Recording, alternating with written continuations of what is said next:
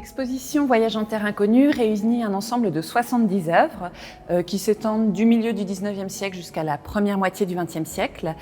Ces œuvres ont toutes été réalisées par des artistes qui ont fait des voyages dans le Cotentin. Nous nous sommes intéressés aux œuvres qui sont nées de ces voyages, des peintures, mais également des aquarelles ou des carnets de dessin.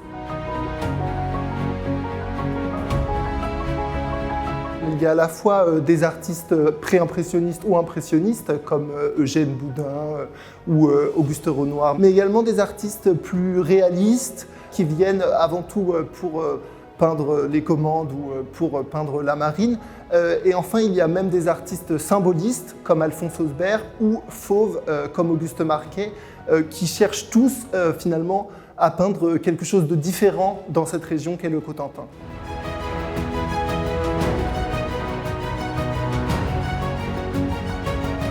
C'est un territoire qui est une presqu'île, qui est éloigné de la capitale, qui peine à se doter d'infrastructures touristiques.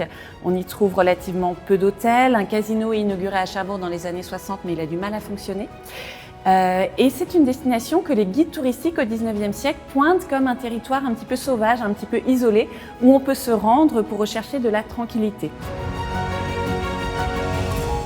Cette grande solitude a intéressé beaucoup d'artistes, notamment Alphonse Ausbert, qui était un peintre symboliste, qui cherchait justement cette solitude.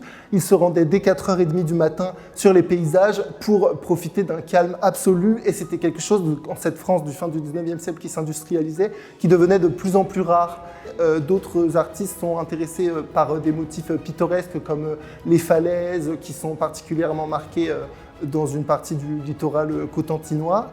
Et enfin, d'autres artistes ont plutôt voulu représenter Cherbourg. Et ce qui est particulièrement intéressant ici, c'est qu'il y a une nouveauté des navires eux-mêmes, de plus en plus imposants, de plus en plus énormes, avec des reflets métalliques très intéressants pour les peintres, des jeux sur la lumière. Et ça intéressait les peintres vraiment intéressés par les motifs modernes qui se sont rendus aussi dans la région.